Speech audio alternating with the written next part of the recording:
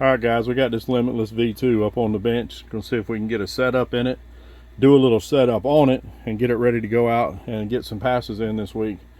First thing, we're going to put a 4070 in it. 2200 kV is what this one is. Fits in the stock motor location with them moving the motor mount back. Already got the slide in this thing and got it ready to go in. The ESC of choice obviously is going to be the XLX2. It fits in the ESC tray now. Going to use some 3M two-sided adhesive tape to put it in with. So we're going to probably go with BSR foams. I like foam tires better than rubber. They work for me. They work on my road. That's all a preference thing. Some guys like rubber tires and they work for them, so that's a good thing too. It doesn't change the setup a whole lot, so either one works just fine. I did a little pre-disassembly on this thing so it'd make it a little bit easier. Of course, we got to get this body painted or whatever we're going to do with that. Get all this out of the way. Get this splitter off, which it's just 4 screws on the bottom, 2 on the top up here. It's pretty simple, just the 4 screws. The shocks, they're really easy, just 8mm. Like I say, I've done some pre-disassembly to kind of help this along because I don't do a lot of editing and don't plan to for this. Pins at the bottom. We'll set these aside because we are going to do something with the shocks for my setup that I like to run. Get the sway bar off, just a couple of screws, no big deal. Like I say, we already took most of it apart just to help things along a little bit. Try to make things a little bit easier.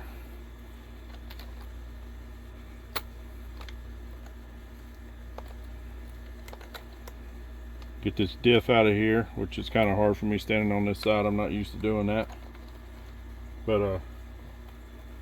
we'll get it out and see if we can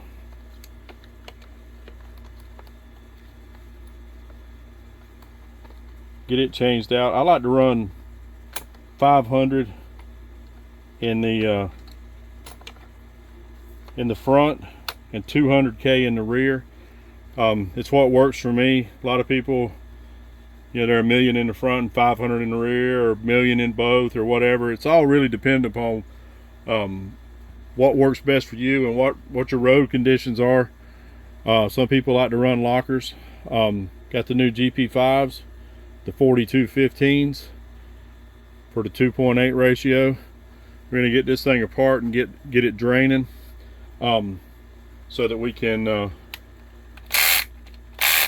put the new doping in it. It's really simple. Just 4 screws, and we'll set it over here and let it drain.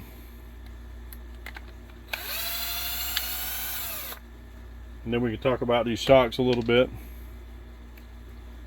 We'll just let this drain out and get all this factory doping out of there. On the shocks, I don't like using droop screws to set my ride height. What happens, you got a lot of tension on these shocks. We're using thicker springs, which these are the new thicker ones, putting a lot of tension on them, and when you use droop screws to do that, you end up getting a bow in the arm. So what I like to do is take my shocks apart, and I use these small shims, just some nylon shims. These are about 2.4mm thick, and this car with depending on the tire size that you're running, 1 or maybe 2 of these, and I'm going to put them inside the shock to effectively just shorten the shock so that the shock is at the right height, instead of trying to use a droop screw and putting all that tension, because there is a lot of leverage when you got this shock way out here and then you've got this droop screw in here. And if you look at some of these cars that's been done that way for a long time, the arms start twisting in them and then they just don't run as straight anymore. So that's what we're going to do with that. We'll take the shock apart and get that inside, and on the outside of the shaft, if I want to stop the car from diving, I'll use a little bit of fuel tubing on the shock shaft in order to keep that from going all the way down.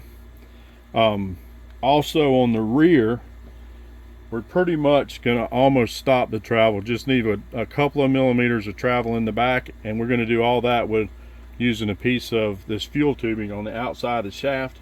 It's not necessary to go inside the shock in order to do that, so it's not as difficult. The rear diff is basically the same, just a few different things to take off, and like I say, I run 200K in the rear.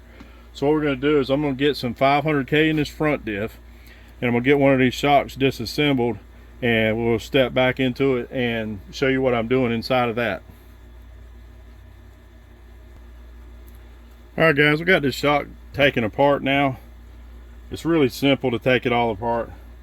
Of course, you got the top cap, the spring retainer on the bottom, and the spring, and then to get the shaft all the way out, you do need to take the eyelet off the bottom.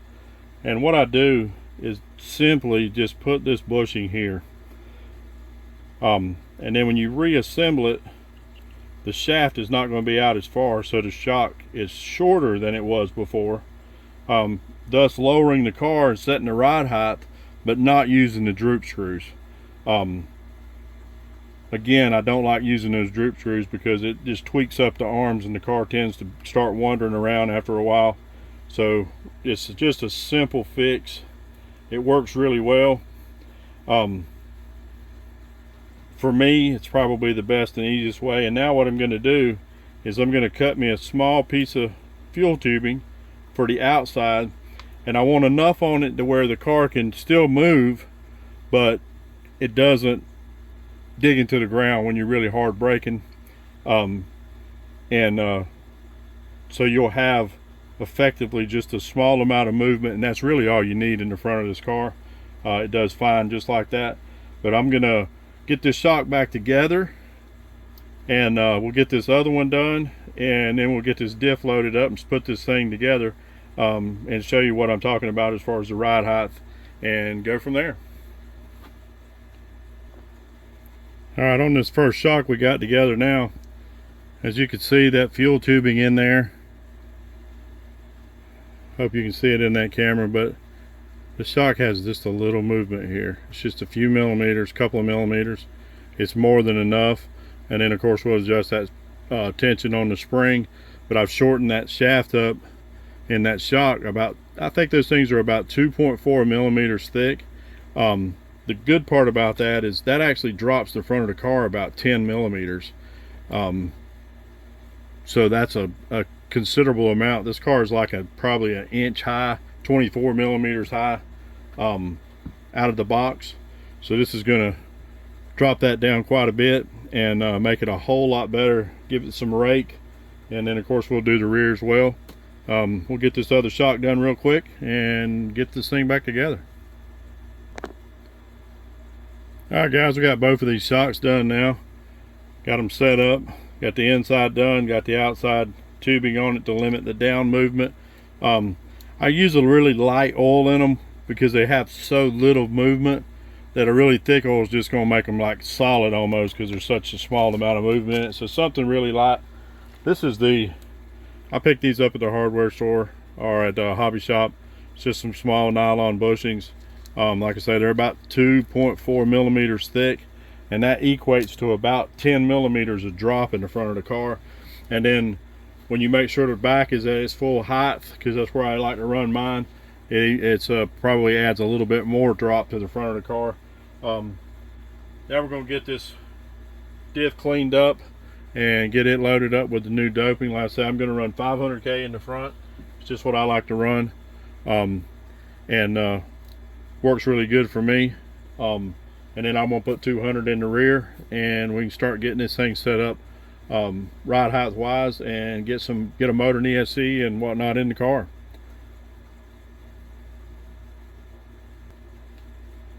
Alright guys, we got this diff about full. That 500K is pretty thick. Some of that stuff's even thicker than that.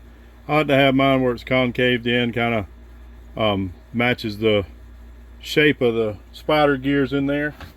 Try to keep that diff fluid out of those holes, because you can actually crack a diff if you let those holes get full of doping and then running screws down in them. Definitely not good for them. And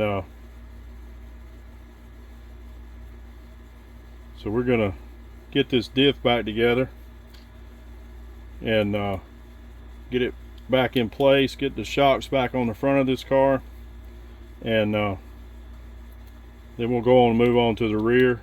The rear is pretty much the same thing. You know, taking the diffuser off is a little bit different, but it's still really not that difficult.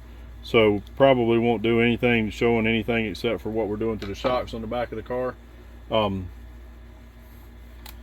Just gonna run these in. I'm not gonna run them in all the way. I'll do that with a tool. Just get them in. I like to start all the screws, so if you do have a little bit too much doping in it and it tries to push some out, if all the screws are started, it won't, you're not going to push it all into one of those screw holes and have a problem there.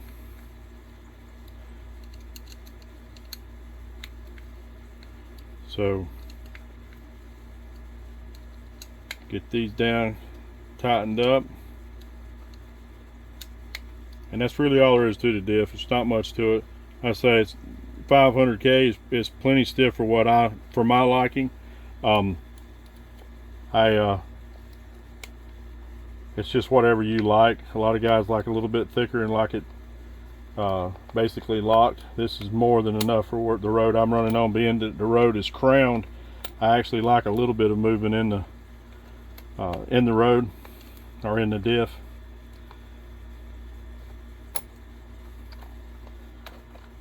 And when I put this in, I'm actually going to check to see what kind of play we got here, to see if there's any shimming that needs to be done. It feels really good, so we're going to leave it there. I'll get this thing, get the rest of it put together on the front, and then I'll show you what I do to the shocks on the rear, and I'll do the diff off camera. It doesn't really matter about it. It's going to be the same, except for it's going to run 200K. And we'll go from there. Let me get this front end on, and I'll show you what we're going to do with the rear shocks. I do need to add one little thing. A small amount of grease on this diff gear is all that is needed. Too much, just not going to do anything. I've been using a synthetic high quality bearing grease for years. I actually have the same tub of it that I've had for, I would say, probably 3 or 4 years. Lasts for a long time.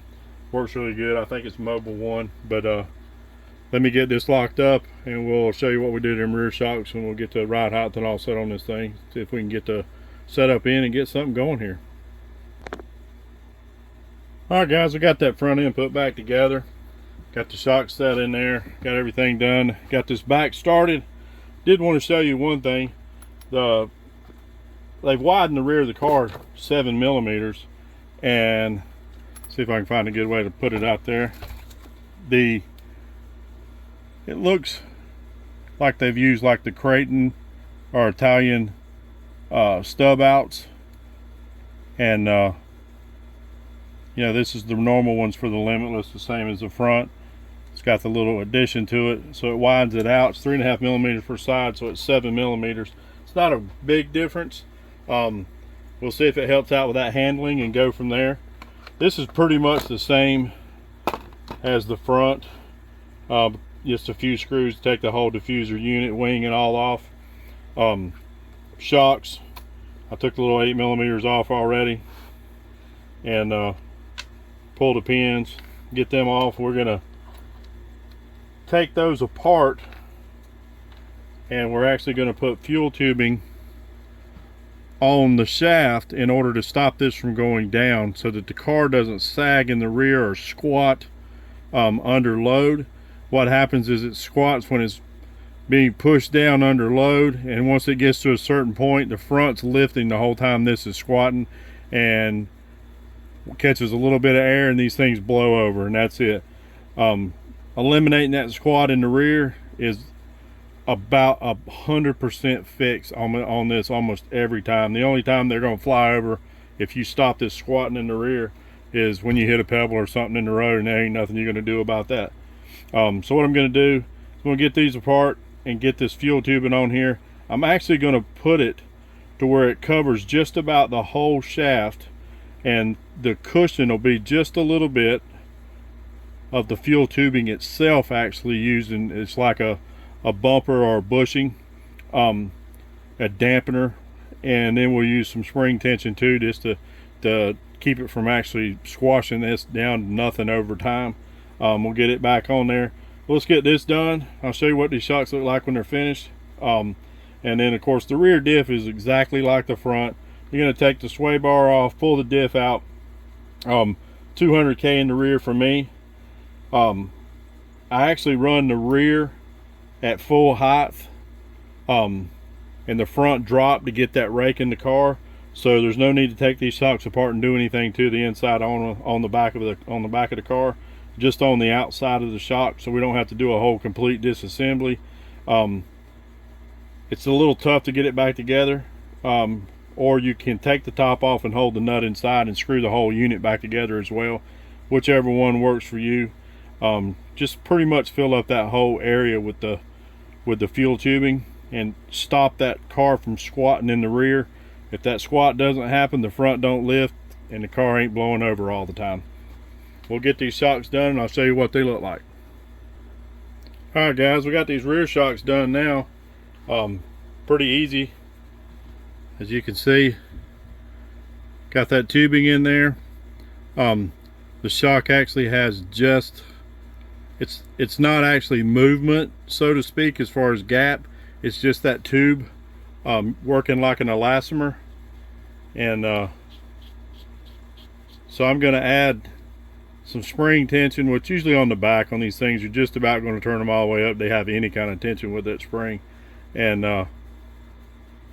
do the same thing on both sides. With that fuel tubing in there and some spring tension on it, the rear is going to stay nice and stable. It's not going to squat, which is going to be a huge benefit to keeping the rear of the car up under load, instead of letting the whole car squat in the back. Because when that's, like I say, when that car's squatting, the front's lifting and then the car's blowing over. This way you got plenty of absorption in the road. It works fine. Keeps that front or the rear up, keeps the front down, and makes things move along really nice. Now I'm gonna get this back in, put back together, and then we can put some tires on this thing and start looking at that ride height. Alright guys, we got that back together. It's really nice when you can stop the camera and do everything and then come back on and make it look like it takes like no time. But just take your time when you're doing this. It's not very hard. Everybody knows, or most people know, how to take these things apart anyway by now, because they've been out for a good while.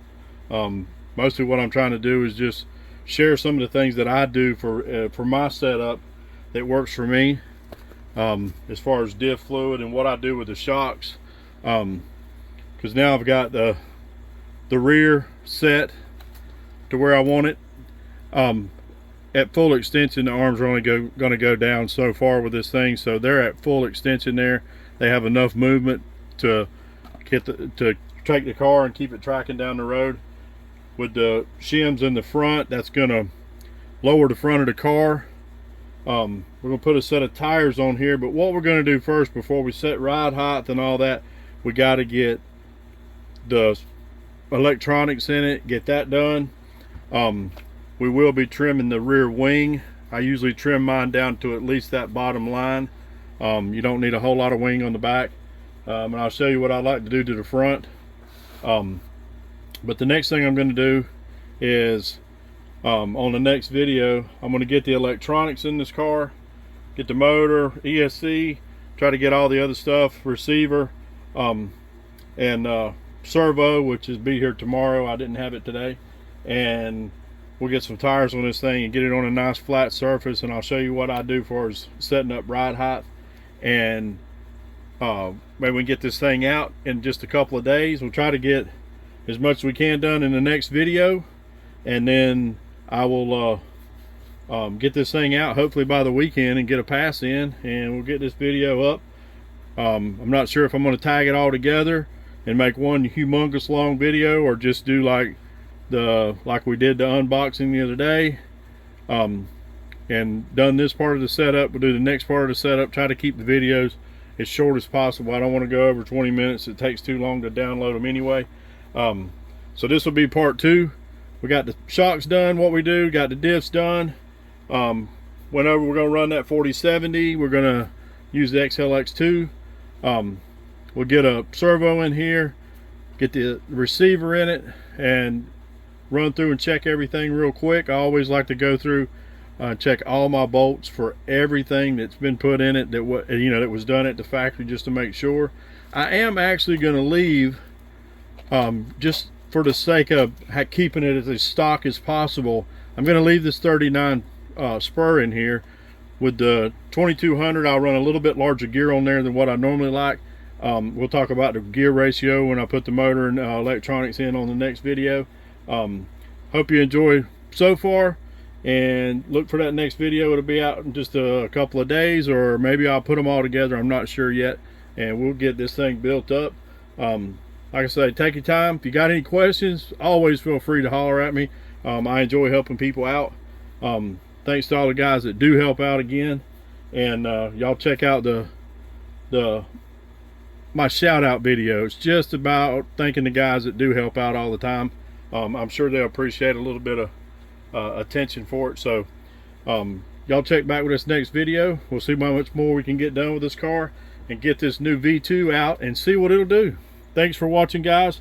Hope the video is not too long.